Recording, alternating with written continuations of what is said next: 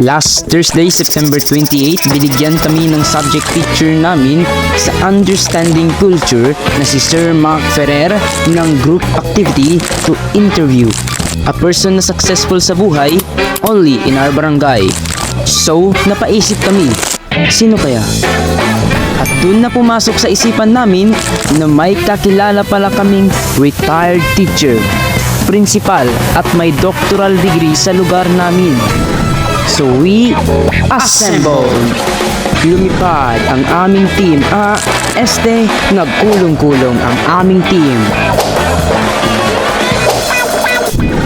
Papunta sa malawak, ilang lupain at magandang bahay upang simulan ang aming misyon. Hello everyone! So nandito tayo ngayon sa bahay nila Ma'am Marlene. Alam niyo ba kung anong gagawin natin ngayon? Siyempre, interview natin yung kung paano siya naging successful sa buhay, kung ano yung mga hirap na pinagdaanan niya, ano yung mga kinaharap niyang problema, ganon.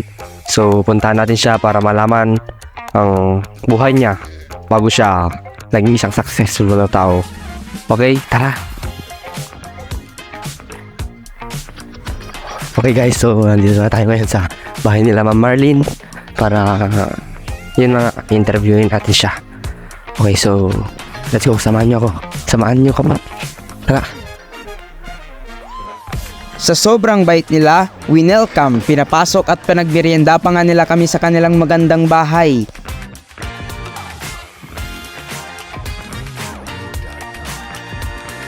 Nagkaroon niya kami ng kaunting usapan at pagkatapos nito, we started the interview. Na hapon, gabi at umaga po sa ating lahat. We are here today with the very kind, beautiful, and successful interview in our barangay. Ma'am, good evening po. Good evening, everyone. So, thank you for choosing me to be your partner in your project. And so, I am Marlene Bayubay Vuelta, 65 years old, and already retired Principal 3 of Alcala East District. And I was born in Bagao, and since 1979, I already stayed here in Agani with my family. So, we are now living at Zone 7, Agani, with my family. Living in this remote area. Kamusta naman po ang buhay, ma'am, as a mother, a wife, a servant of God, and a retired government employee? As a mother, I am loving to my children. I got 4 boys, and luckily and thanks God, we are fortunate. All of them are already college graduate. As a mother, it was not easy for my children to be I as their mother. No, I was strict but loving mother to them. No, with my 2 eldest sons, no, they experienced the hardship of life. No, we were very strict to them. No, when they go to school, hindi sila yung nagdidikta kung magkano ang baon nila. Hindi sila ang nagdidikta kung magkano ang allowance nila from elementary to college. Kami yung nagsasabi kung magkano ang kailangan nila. And then, as a mother, meron kaming kanya-kanyang trabaho. No? Sila meron kanya-kanyang trabaho, ako meron akong trabaho, ang papa nila may trabaho sa bahay. No? At naglalaro lang sila on Saturday and Sunday afternoon. Hindi the whole day na maglalaro sila. Only meron certain time sa Sabado at Linggo na maglalaro sila. At may oras hangganan, may hangganan ang paglalaro nila. Ang hangganan noon is kailangan bago lulubog ang araw, nasa bahay na sila. So ganun kami strict, pero yun ang gamit nila hanggang sa pagtanda nila, kasi may ano na sila ngayon matatanda na sila. So sabi ko sa sarili ko, siguro maganda yung pagpapalaki namin sa kanila, bakit na yung ginawa namin sa kanila, yun na rin ang ginagawa nila ngayon sa kanilang mga pamilya. Okay. When I was as a teacher, because I had only, how many years? 11 years as classroom teacher. When I was a teacher, siyempre, iba-iba ang mga estudyante natin, no? May kaya sa buhay, may wala. May mga matatalino at merong hindi matatalino, no? So what I did is to give more time yung mga mahina, no? So I give more activities doon sa matatalino, but I give more time doon sa medyo mahihina. And yung pagmamahal is equal. Walang mayaman, walang matalino, walang mahirap at walang yung medyo mahina. So that was me when I was a teacher. And then nung naging school head naman na ako, kasi I spend more time as a school head than a teacher, a classroom teacher. So when I was already a school head, so ang sabi ko doon is, nakikita ko ang hirap ng mga teachers. So what I did is, I do my work, they do their work. Hindi yung pinagagawa ko sa kanila kahit trabaho ko.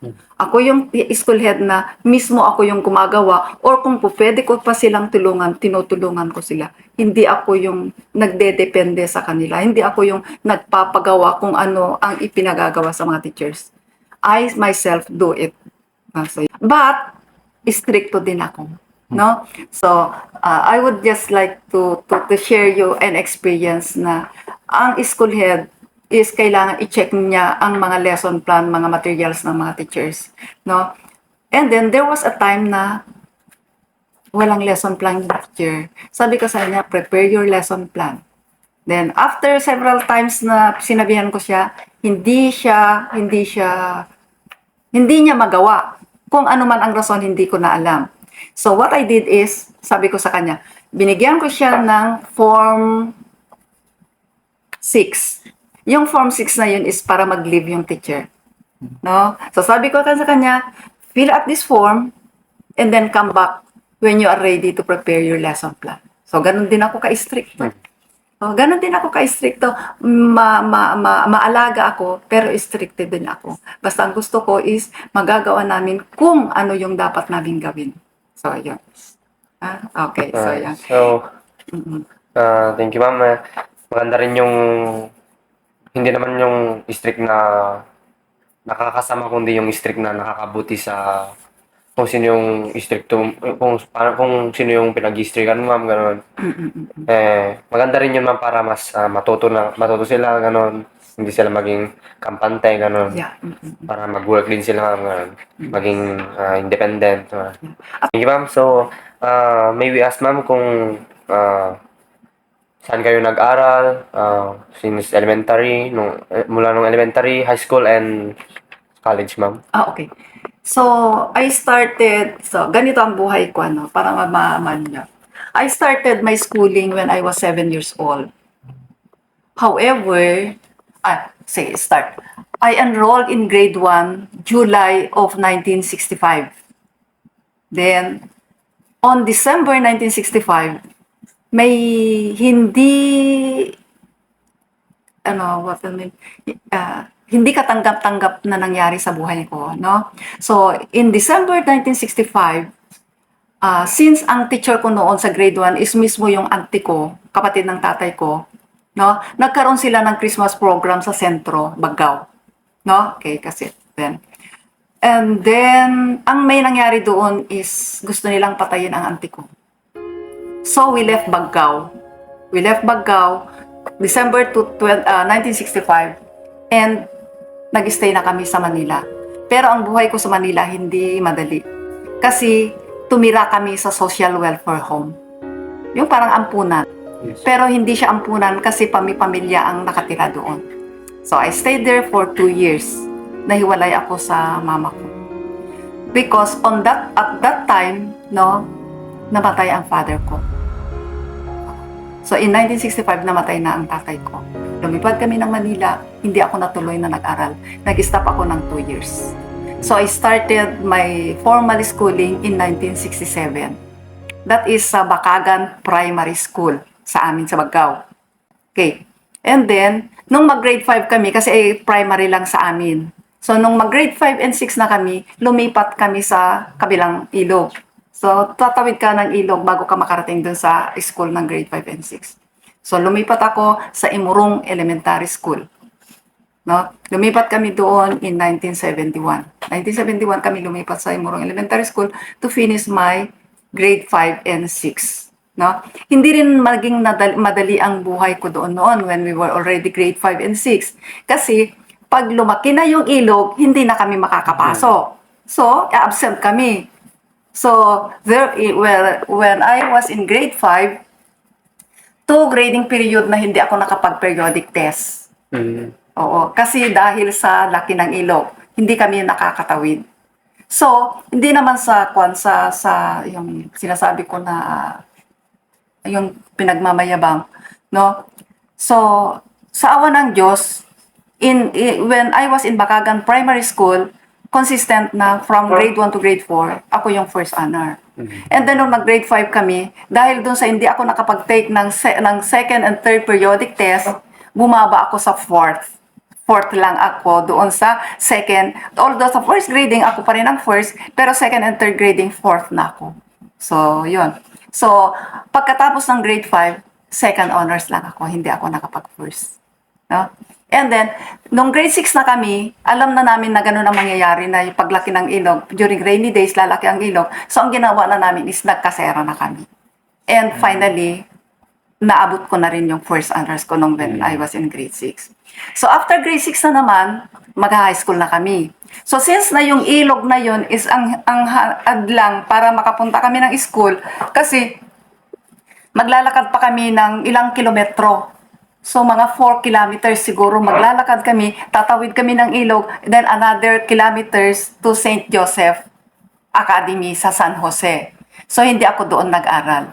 Nag-aral ako sa Tugigaraw para tuloy-tuloy. So, I high school in 1973 hanggang 1977, nag-aral na ako sa Cagayan Teachers College noon, yung UCB na ngayon.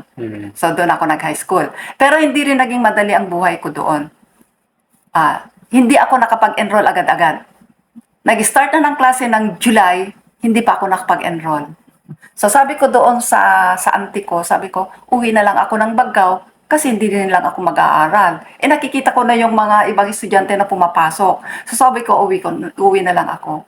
Etong si auntie ko, nakiusap sa admin ng CTC na kung pwedeng papasok pa ako. That was August 14 na nung pumasok ako na mag-high school. Nakaano na sila, nakapag-start na sila.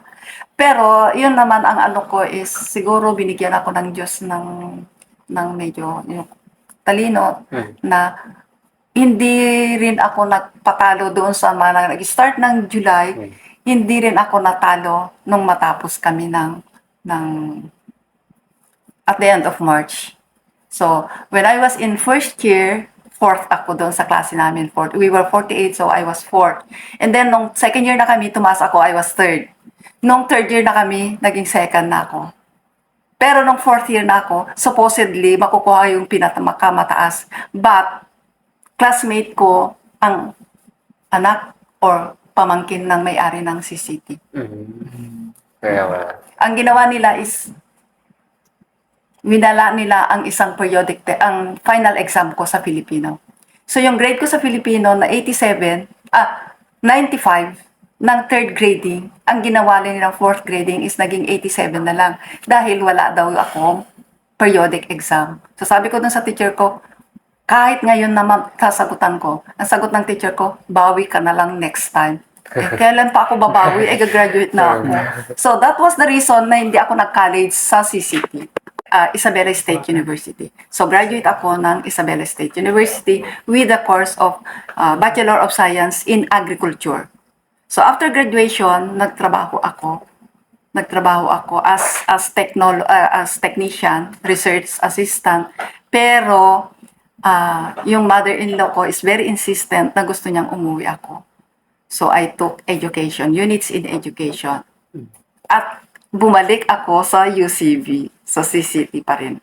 Sa CCT pa rin ako bumalik to take up units in education. Okay, so that was it. So, then, nagtrabaho ako. I was not successful sa trabaho ko sa agriculture. And then, I took up my units. And then, in 1985, and I took my professional board examination for teachers in 1986. And luckily, I made it. And luckily, again, I was number 3 in Cagayan. And I was number 14 in the region sa PBET na yon. So, yun. And then, ang sabi ng superintendent, ang regional director is, pwede kong piliin kung saan ko gustong magturo. Pero marami pa ring hadlang, no? Na hindi ganun kadali kasi there were obstacles na may yung give priority to people who needs them. Yun, so mga ganun lang. So, yun. Then, dumating ang araw na nagtrabaho na ako sa DepEd. So, when I was in DepEd na, I pursued my masteral education sa St. Paul. Sa St. Paul University ako nagtapos ng aking masteral. And then, with the people around me, inano nila ako na mag-aral ulit. And so, I enrolled at the University of La Salette in Santiago for my doctoral program. Can you share some of the key moments or experiences that shape your path to success, ma'am? Okay. So, nung bata ako, 'di ba, sabi ko sa inyo na naulila kami when I was 7 years old. Nakita ko ang hirap ng mother ko kung paano kami itaguyod. Nakikita ko ang hirap niya under the sun, under the rain na nagtatrabaho sila. So, mahirap yun. Diba? So, sabi ko sa sarili ko, ayoko yung ganong buhay. Mahirap yung ganong buhay. At naaawa ko sa mother ko na ganon ang buhay namin. So, sabi ko sa sarili ko, by all means, kailangan makapagtapos ako. And then, when I was in high school, naging errand ako ng classmates ko. Ako lang yung utos-utusan nila para bumili ng merienda. Ako lang yung utos-utusan nila para magkarga ng kanilang mga bag. Ganon ako. Pero ang maganda doon is, pag inutusan akong bumili ng merienda, meron na rin ako. Yun ang ano doon. So, hindi ako nahiya na kahit ako ang utusan nila, at least makakakain ako. Di ba? Kantin lang naman yung bibili ka. So, makakain mo. Kung ano yung kakainin ng mga mayayaman na classmate mo, makakain mo na rin. Di ba? Ganun lang. So, and then, during Christmas, pag mamimili sila ng mga regalo nila, sige, akain nila ako. Para ako ako yung taga-bitbit. Pero ang maganda din doon, meron na rin ako. Meron na rin ako isa doon sa binili nila. Kapag pabango ang binili nila pang regalo, meron din ako isang pabango. So, yun ang buhay ko. And then, when I was in college, naging member ako ng The Grower, yung school paper. Nagtrabaho ako doon as member of the school paper. At kapag nakapag-produce kami ng mga articles doon, meron ka ding incentive. So, meron din akong allowance. Ganun. So, ganun ang naging ko na madami akong mga obstacles doon para maabot ko yung aking goal to success. And then yung naging teacher ako, and then naging head teacher, naging principal. Ang plano ko lang noon, ang gusto ko lang maabot noon is magkaroon lang ako ng magandang trabaho. Makapagturo lang ako, okay na yun sa akin. Pero pala, pag nagtrabaho ka at hindi mo nakakalimutan ng Diyos, marami kang maaabot. And so, with my short stay sa DepEd, kasi eto siya, nag-substitute ako from 1988 to 1991. Substitute ako. Nagkaroon ako ng item na Teacher 1 ng 1991. 1993, Teacher 2 na ako. 1997, Teacher 3 na ako. 1999, Head Teacher na ako. 2004, Principal 1. 2008, Principal 2. 2013, Principal 3. So, ganun lang yung ako. And so, yun. Ang naging And then, kung paano, hard work. Hindi mo rin maaabot yun na ganun-ganun lang. Hard work talaga lang. So, kung ma'am, aside from the hardships or mga paghihirap natin, we go to the ma'am. What are the best experiences when you were in college, ma'am, na pinaka-memorable para sa'yo? Memorable na oh, Like the, ma'am, like, yung Anong mga magagandang magaganda. moments kasi. Okay. Ang magagandang experience ko nung college ako is parang wala. Parang wala. Kasi puro puro pagsisikap. Puro pagsisikap ang ano ko. Na parang wala yung mga, yung katulad na, wala. Kahit nung ka-high school ako, wala akong mga magagandang nangyari sa buhay ko na ano. Puro hardship lang ang ano ko, na naranasan ko nung nag-aaral ako. Although, parang wala talaga eh. Kasi hindi kami yung walay. Wala kaming walay-walay noon. School, bahay.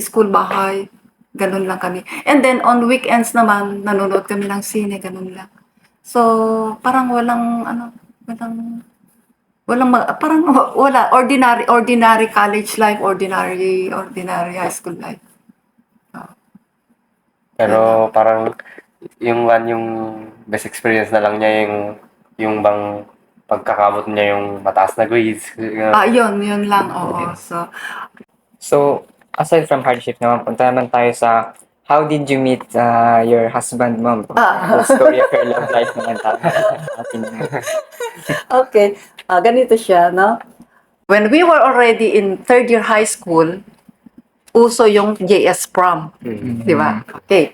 So, sabi ko dun sa best friend ko from Pinopok. No? From Pinopok ang best friend ko.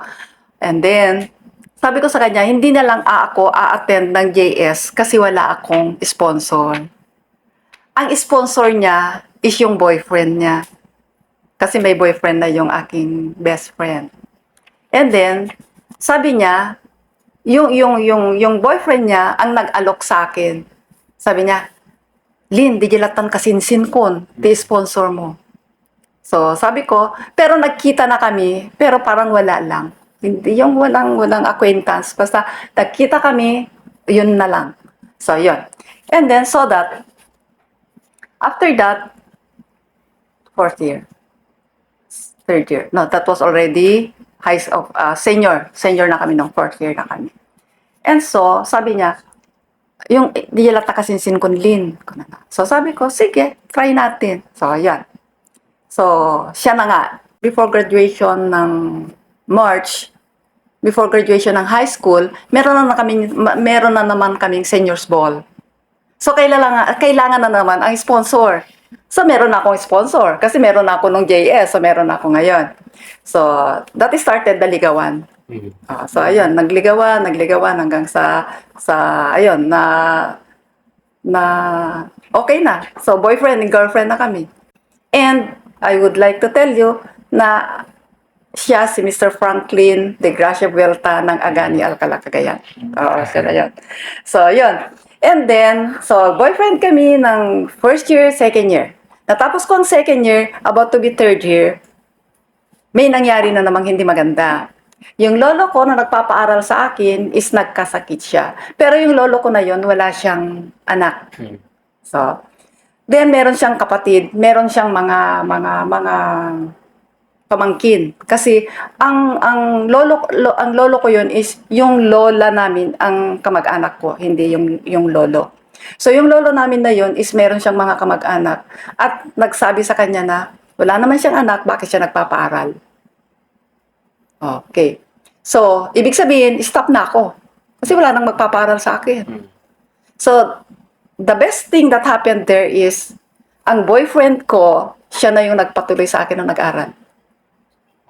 Siya na yung nagpaaral sa akin.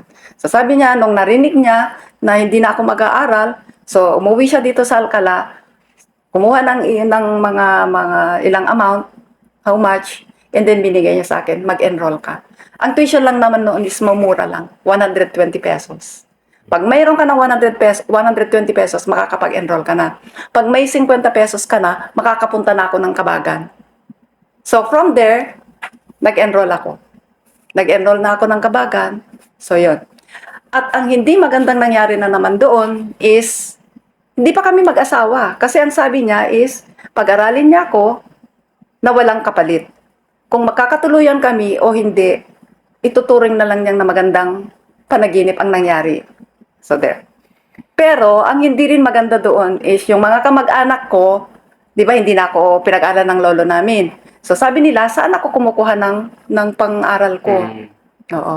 And then, hindi pa nangyayari ang dapat na mangyari, sinasabi na doon sa amin na buntis na ako. Parang ginajudge na. Oo. Wala pa naman. Hindi pa kami. Kasi ang ano namin, plano na lang namin noon is talagang mag-aral ako. Kasi after graduation, kung makakatuluyan kami, well and good. Kapag hindi naman, di okay lang sa kanya. Pero ganun na nga ang nangyari na wala pang nangyayari, sinasabi na nilang buntis ako doon.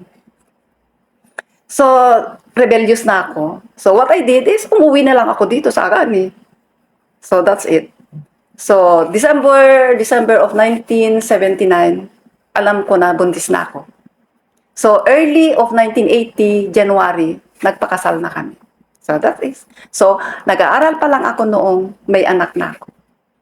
But, it was not a hindrance. Kasi, ang mister ko, siya yung unang-unang supporter na dapat mag-aral ako. So, pinagtapos nila ako ng college. So, yon. So, that was our life. Kung isipin mo talaga, parang step by step siya. Nung nagkasakit, tapos biglang May sumalo. may bigla-bigla nang sumating, gano'n na. Talagang may plano yung Diyos sa buhay. So, yun na nga ang sabi ko na God was so good to us. Na kahit, di ba, karamihan sa mga nag-aasawa na estudyante, di ba, karamihan ay hindi na tumutuloy sa pag-aaral. Pero ang ano doon, ang maganda doon is my mother-in-law. My mother-in-law was very insistent. Kasi nung may anak na ako, ayaw ko na rin pumasok. Ayaw ko na kasi may anak na ako eh. Pero yung mother-in-law ko, ang sabi niya sa akin, no, kinaya mi nga inaiwanan, pinadakkel na kita kakabsat mo. How much more ka dito, kaya mi nga padakkilan dito anak mo. Inka agbasa. So yun. I went back to school, nag-aral ako. So, Aji, yung sinabi mo kanina na basta wag lang natin kakalimutan yung Diyos. No? Yeah, oo. Talagang yun yung pinaka-importante naman kasi kahit pa gustuhin natin kung hindi niya mapahintulutan, hindi mo mangyayari. No? Yeah, oo. Kaya kailangan magtiwala tayo sa kanya, then hayaan natin siya yung mawak ng future natin gano'n. No? Yeah. Kailangan ipasakabay natin sa kanya yung plano natin. Kaya ang sabi ko nga is, nung sinabi mo na, sabi ko, sino ba talaga ang kailangan ko? So sabi nila, ang BFF mo dapat Diyos. Yes, sir. Lahat ng mga, kung ano yung mga nasa loob-loob mo. Yes, ma'am. Kasi hindi mo naman masasabi sa'yo. Hindi ko masasabi kung kani-kanino Yes, lang. So, sa kanya ko sinasabi lahat. Kasi parang siya yung tatay natin, ma'am. Parang tatay ba na pwede mong pagsabihan ng yung mga problema mo, gano'n, yung mga gusto mong sabihin, yung mga hinanakit mo, yung mga gusto mong kunin na nahihirapan ka. Parang siya yung tatay na tatakbuhan mo, ma'am, gano'n. Oo. So, yun yung pinaka-importante sa lahat, ma'am. No, ma'am, yung magtiwala ka sa kanya. Para, nang sa ganun, kasi kapag nagtiwala ka sa kanya, hindi ka niya bibiguin, ma'am. Yeah. Hindi ka niya bibiguin. Kapag nagtiwala ka sa kanya, yung desire ng puso mo, basta maganda, ibibigay niya yun sa'yo, ma'am. Iyon na siguro ang greatest achievement ko na nagkaroon ako ng pamilya na mapagmahal. At yun, sinasabi ko na mababait sila. Kasi, ma'am, kahit pa na meron yung mga problema dati sa nakalipas, yun. Pero tignan mo ngayon, nandito ka na, ma'am. Hindi mo inaasahan, di ba, ma'am? Yeah. So as we get near to the end of our conversation, ma'am, are you happy with the life that you have right now, ma'am? Oh, yes, I am so blessed. I am so blessed na. So, ah, ngayon, ang buhay ko na ngayon is wala na yung, di ba, ang sabi nila, when I was a school head, puno ka ng stress kasi lahat iisipin mo, lahat, no. So ngayon, ano na ako ngayon is, kontento na ako. Kontento na ako ngayon. So, ang inaano ko na lang is for us to keep our body healthy. At ang pinagkakaabalahan ko naman na ngayon is yung mga alaga ko, yung mga garden ko, and most of my time is nakaano na ako sa Paris. Actually, as of now, I am the Paris pastoral secretary, and then ako rin yung president ng Barangay Pastoral Council sa Agani, and catechist ng Alcara Rural School at sa Capuchan Elementary School. And for all of this, no, I would mention some of my inspirations, no. Unang-una, sabi natin na ang inspiration natin dapat is ang Diyos. Pangalawa is my mother. And then I have my mother-in-law na kahit wala na siya, alam ko na siya yung number one supporter ko noon. And then of course my husband na siya yung na siya yung alam niyo nung nagtuturo ako from Dalawig to Pinupok to Dalawig back to Central School, siya yung nag-prepare ng aking baon for lunch. Okay, so yan, then I have him na very supportive na kahit marami din akong pagkukulang, siyempre hindi natin naiiwasan yung conflict, but readily nasusolve yun. Walang matagalang ano. Okay, then meron pa, sino pa ba ang ano ko, yung my children, no? Sila yung aking mga ano na ngayon, inspiration. And then I would not forget to mention some of the people behind my success. Number one, among them were my grade 5 teacher.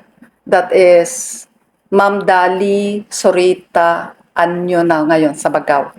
And then I also have my sino pa, when I was in high school, then sa college, hindi ko nakakalimutan si Ma'am Tessie Perlas, hindi ko makakalimutan si Ma'am Roslily Torrijos, hindi ko rin makakalimutan si Ma'am Marlene De Los Santos ng Division of Cagayan, hindi ko rin makakalimutan si Sir Peter Rapanot ng Assistant Superintendent ng Cagayan, and then the teachers, yeah.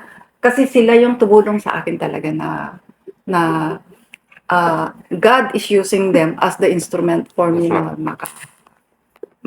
marating ko yung kung saan, ano ang mga narating ko. So,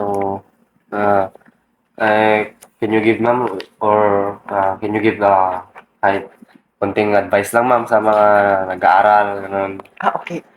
Ang masasabi ko sa mga estudyante is, ganito, maging magalang sa mga magulang, no?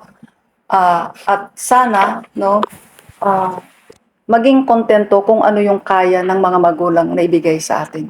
Huwag tayong maghanap sa kanila ng yung mahihirapan silang ibigay sa atin, no? Tingnan natin kung ano ang kaya ng ating mga magulang na ibigay sa atin. At ang pinakaano dun, yung sinasabi kong love our parents, no? Huwag tayong maging bastos sa kanila. Kasi karamihan sa mga estudyante na ngayon, eto ang gusto ko, no? Dapat hindi, no? Dapat alamin natin kung ano yung kakayahan ng ating mga magulang para magtagumpay tayo, no? Be respectful, love our parents. Isa sa mga 10 commandments, no, na mahalin natin ang ating mga magulang, for we will be blessed if we love them, if we respect them, no? And then mag-aral ng mabuti. What I mean is, yung katulad ng ginawa ko, huwag mahiya na magtrabaho para makatapos. Be self-reliant and independent. And your goal, huwag mong kalimutan yung goal mo. Ano ba ang goal mo? Kasi ang mga magulang, ibibigay nila kung ano yung kailangan ng mag-aaral. Pero ang mag-aaral, ang gagawa ng paraan para magtagumpay. Okay. And above all, don't forget to pray Ang sabi nga nila, put God first in everything we do, for God will bless us. Ito yung sinabi niya sa Matthew 6:33, ma'am, na but seek ye first the kingdom of God and all things shall be added unto you. Yeah. Yes, ma'am. So, I guess that's it now. Thank you for spending some of your time with us today, ma'am, to interview and conversation with you with the success you had today. That's all, ma'am, and thank you for having us today. Okay, so marami kaming natutunan, ma'am, sa kwento ng buhay mo. Na-touch ko. yeah, ganun lang. Simple living. Yun lang. So, that's it. Thank you ulit, ma'am. Thank you very much. Yes, ma'am. Thank you for your sa pag-welcome mo sa amin, ma'am. Thank you, ma'am. Okay, so yun po yung natapos na po yung pag-interview natin kay Ma'am Marlene. So, thank you, ma'am. So, yun na. That's it. So, thank you, everyone. Sa buhay natin, normal lang magkaroon ng mga problema or hadlang sa ating mga pangarap or plano sa buhay. Ngunit, huwag tayong susuko na abutin ang ating pangarap. Kailangan nating magpatuloy sapagkat yan ay mga pagsubok lamang. At una-una sa lahat, huwag nating kakalimutan ang Diyos na nagbibigay sa atin ng lakas, nagbibigay sa atin ng lahat-lahat. Nang sa ganun ay maabot natin ang ating mga pangarap. Kaya naman, sinasabi ko ngayon na sana huwag tayong titigil para abutin ang ating mga pangarap.